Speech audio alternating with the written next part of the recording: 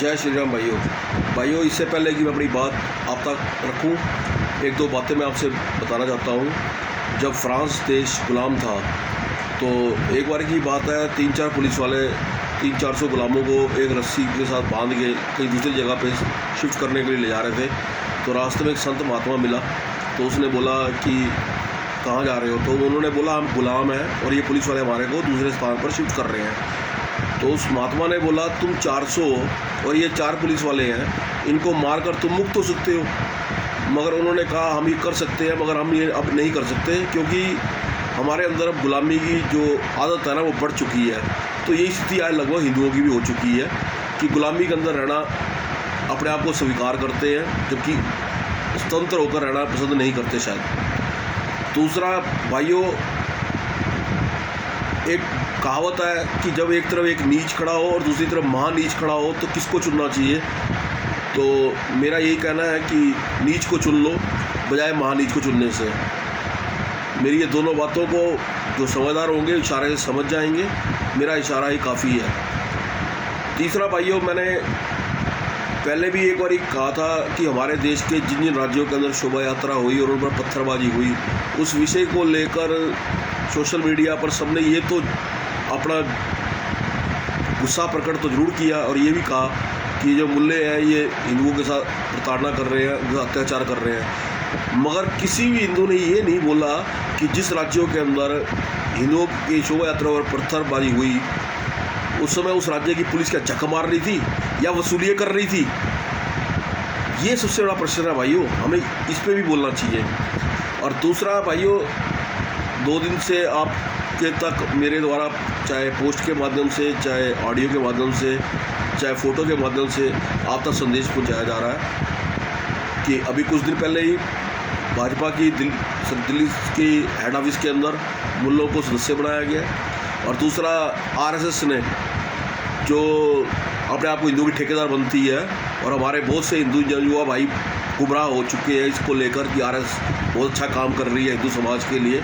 वास्तविकता ये आज वो पूरे देश के अंदर इख्तियार पार्टियाँ चला रही है। और इस विषय को लेकर मैं बहुत टाइम से विषय को अंदर बोलता आ रहा हूँ कि जब आपका राम जन्मभूमि को लेकर मिट्टी को लेकर फैज आया था, वो भी भाई आरएसएस का सदस्य था। और दूसरा, जो आरएसएस है उसने जब कोरोना का टाइम था उसने सेकंड वेव के टाइम पे महाराष्ट्र के बॉम्बे के अंदर जो कोरोना पीड़ित रोगियाँ थे उनकी मदद करी थी। और तीसरा, आरएसएस तो अभी कुछ दिन पहले उसने ये डिक्लेयर किया है कि जो मुल्लों की मुल्लियाँ मर जाएंगी उनको हम पेंशन देंगे। तो ये कोई नई बात नहीं है कि आरएसएस इख्तियार पार्टी कर रहा है। भाई ये आरएसएस वो बदोक वाली आरएसएस नहीं है जिसका हम भी सम्मान करते थे, हम भी इसके सदस्य थे किसी टाइम पे। मगर आज ये आरएसएस वो आरएसएस नहीं है। सब ने अपना मुखौटा लगा रखा है, चाहे आरएसएस हो, चाहे बीजेपी हो, चाहे कोई भी हो। बस ये है फ़र्क इतना है कि कुछ अपोजिशन पार्टी है खुलकर मुल्लों के फेवर में बोलती है, खुल के फेवर में आती है। भाजपा होगी, आरएसएस होगी, ये छुप छुप के इनकी मदद करते हैं। चाहे मदरसों का विषय ले लो, सारी पार्टी ने 17 सालों में इनकी मदद ही करी है आज तक। तो इसलिए मैं तो इसलिए बार बार सारे भाइयों से कहता हूँ कि भाइयों, कोई राजनीतिक पार्टी, कोई नेता तुम्हारी बुरे वक्त के अंदर मदद करने के लिए नहीं आएगा।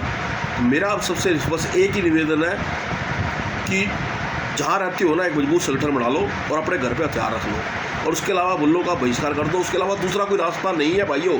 और मैं आपको एक बहुत कड़वी और बहुत सच बात बोल रहा हूँ कि आने वाले 30 साल और रुक जाओ बस। 30 साल बाद ये देश फिर इस्लामिक देश बनेगा, लिख लेना है मेरी बात। कारण यही है कि हमारे हिंदू खुद नाश करवा रहे हैं अपना। कोई मंदिरों में इख्तियार पार्टी कर रहा है, कोई आरएसएस के नाम पे पार्टी कर रहा है, सब ने मुखौटे लगा रखे हैं भाई, कोई हिंदुओं के साथ नहीं है। ये हमारा ही सिर्फ केवल एक भ्रम है कि वो वाली पार्टी या वो नेता हमारी फेवर में है। वास्तविकता ये है, ये सब सत्ता का सुख भोगने आए हुए हैं, सब देश लूटने आए हुए हैं, कोई देश सेवा करने नहीं आया। बस विडंबना ये है कि हर एक को यही लगता है मेरी पार्टी मेरा नेता ईमानदार, तेरी पार्टी तेरा नेता चोर। वास्तविकता ये है सब चोर है। इसलिए मैंने कई बार एग्जाम्पल के माध्यम से भी कहा है, मेरे को 70 साल के इतिहास में एक ऐसी पार्टी का नाम बता दो जिसने मदरसों से रेवड़ियाँ ना बांटी हो। 70 साल में एक ऐसी पार्टी का नाम बता दो जिसने विधानसभा में या लोकसभा के अंदर जब बिल पास होता है भत्ते बढ़ाने को लेके किसी ने विरोध किया हो उसका कि नहीं सर हमने तो पहले ही बहुत लूट रखा है देश, हमें अब और नहीं चाहिए। ऐसा नहीं है, ये सब एक ही थाली चट्टे बट्टे हैं, हमारा भ्रम है। इसलिए मैंने आपको इशारों के माध्यम से कहा था यदि एक तरफ नीच हो और एक तरफ महानीच हो तो नीच को चुन लो। बस इतना ही कहूँगा। बाकी अपने आप को मजबूत रखो, अपने एरिया में एक मजबूत सेंटर बनाओ, घर पे हथियार रखो, यही तुम्हारे काम आएंगे। बुरे वक्त के अंदर और बुरे हालात इंसान को हथियार चलाना सिखा देते हैं। रखो तो सही भाइयों, बहिष्कार करना शुरू तो करो, मुल्लों के सैलून से शुरू कर दो। जय श्री राम।